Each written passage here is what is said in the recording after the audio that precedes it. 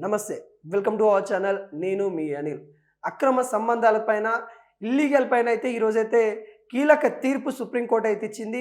గతంలో Johnny master case మనందరికి తెలుసు. అదే తరహాలో ముంబైలో ఒక వీడియో సంబంధించిన కేసులో కీలక తీర్పు అయితే ఈరోజైతే సుప్రీంకోర్టు అయితే ఇచ్చింది. తన 7 సంవత్సరాల క్రితం పెట్టిన కేసు ఒక వీడియో ఒక అతనితో ఏదైతే రిలేషన్షిప్ అంటే పెళ్లి కాకుండానే వాళ్ళ సంబంధం వివాహిత సంబంధంలో కొద్ది రోజులైతే ఉన్నారు. తర్వాత ఆ మహిళకును అతనికి విభేదాలు రావడం వల్ల మరి ఈ కేసు అయితే గత 7 సంవత్సరాల క్రితం మరి కేసు ఫైల్ అయిన సిచ్యువేషన్ కనబడతా ఉంది. ఆ 7 సంవత్సరాల క్రితం ఏదైతే కేసు నమోదైందో దాంట్లో భాగంగానే ఇలా సుప్రీంకోర్టు తీర్పు అయితే ఇచ్చింది.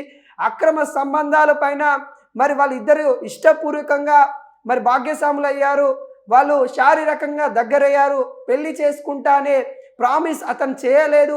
మరి వాళ్ళిద్దరైతే కావాలని ఇష్టపూర్వకంగానే మరి దగ్గరయ్యారు. కావున దీన్ని కేసు మరి ఏదైతే రేప్ కేసు కింద వాళ్ళు పెట్టారో దానిలోకి పరిగణించబోమని కూడా సుప్రీంకోర్టు చెప్తా ఉంది. అంటే గతంలో మనము జానీ మాస్టర్ కేసు చూసాము. జానీ మాస్టర్ కేసులో మరి ఒక అసిస్టెంట్ కొరియోగ్రాఫర్ని మరి శారీరకంగా వేధించాడు, ఇబ్బంది పెట్టాడు, వర్క్ ప్లేస్లో ఇబ్బంది పెట్టారు, తను మైనర్గా ఉన్నప్పుడే ఇబ్బంది పెట్టిండని కూడా కేసు ఫైల్ అయిన సిచ్యువేషన్ చూసాం. జానీ మాస్టర్ని కూడా మరి జైల్లో ఉంచిన రిమాండ్లో తరలించిన సిచ్యువేషన్ చూసాం.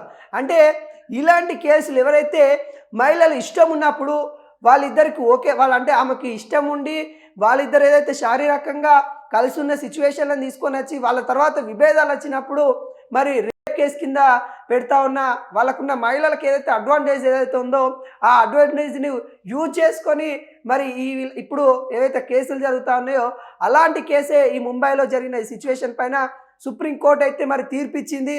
మరి సేమ్ జానీ మాస్టర్ సంబంధించిన లాంటి కేసే అక్కడ జరిగిన సిచ్యువేషన్ను ఒక వీడియో పెట్టిన కేసు 7 సంవత్సరాల క్రితం పెట్టిన కేసు మరి ఇప్పుడు ఎట్టకేలకి సుప్రీంకోర్టులో తీర్పు వచ్చింది. జస్టిస్ వివి రంగనత్నం అదేవిధంగా కోటేశ్వరరావు ధర్మస్థానం ఈ తీర్పు అయితే వెల్లడించారు. మరి ఎవరైతే అబ్బాయిలతోని కానీ లేకుంటే వాళ్ళ ఇష్టమైన పర్సన్లతో శారీరకంగా కలిసి ఏదైతే అక్రమ సంబంధాలు పెట్టుకొని ఇల్లీగల్ రిలేషన్షిప్లో కొనసాగించి అంటే వాళ్ళ ఇష్టం ఉన్నప్పుడు రిలేషన్లో ఉండి తర్వాత వాళ్ళకి విభేదాలు వచ్చిన తర్వాత వాళ్ళ మీద కేసులు వేసిన దాన్ని రేప్ కింద పరిగణించబోము అని సుప్రీంకోర్టు చెప్తా ఉంది.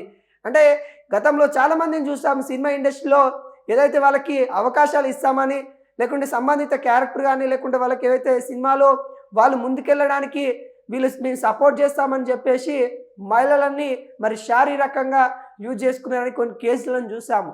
అంటే ఇలాంటి కేసులలో అంటే వాళ్ళ ఇద్దరు బాగున్నప్పుడు మంచిగా ఉండి తర్వాత ఈ మహిళకు కావాల్సిన ఏవైతే ఆమెకి మనీ డిమాండ్ చేసినప్పుడు కానీ లేకుంటే ఆమె ఏవైతే అవకాశాలు కోరుకుంటుందో అవకాశాలు ఇప్పించకపోయినప్పుడు మరి నన్ను ఇలా అత్యాచారం చేసిండు, రేప్ చేసిండు, కేసులు అయితే పెట్టిన సిచ్యువేషన్ చూసినాం.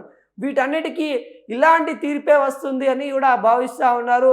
ఏదైతే మహిళలు ఇష్టంగా వాళ్ళొక వ్యక్తితోని శారీరకంగా భాగ్యస్వాములు అయిన తర్వాత మరి రేప్ అనే పదాన్ని తీసుకొని వచ్చేసి కేసు పెడుతున్న దాఖలాలు కనబడుతున్నాయి కదా.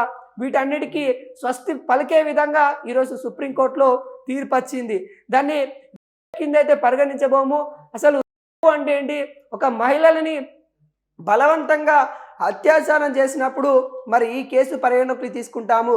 కానీ ఇక్కడ ఈ సిచ్యువేషన్లో మహిళని బలవంతంగా మరి ఎక్కడ తీసుకున్నట్టు కనబడట్లేదని సుప్రీంకోర్టు వెల్లడించింది. కీలక ఇల్లీగల్పై ఎఫ్ఐఆర్లపై అయితే మరి కీలక తీర్పిచ్చింది సుప్రీంకోర్టు. అయితే వీడియోకి సంబంధించిన కేసులో మరి ఈ తీర్పు అయితే ఇచ్చిన దాఖలాలు అయితే కనబడతా ఉన్నాయి. వివాహిత సంబంధం ఇష్టపూర్వకంగా అనే మనకైతే కనబడతా ఉన్నాయి కానీ నేరంగా పరిగణించబోము అని కూడా సుప్రీంకోర్టు తీర్పిచ్చినట్టు కూడా కనబడతా ఉంది. అదేవిధంగా ముఖ్యంగా రేప్ అంటే రేప్ చేశాడు, అత్యాచారం చేశాడు అనే పదాలపైన మరి సుప్రీంకోర్టు అయితే కొంత ఏదైతే మండిపడ్డ సిచ్యువేషన్ అయితే కనబడతా ఉంది.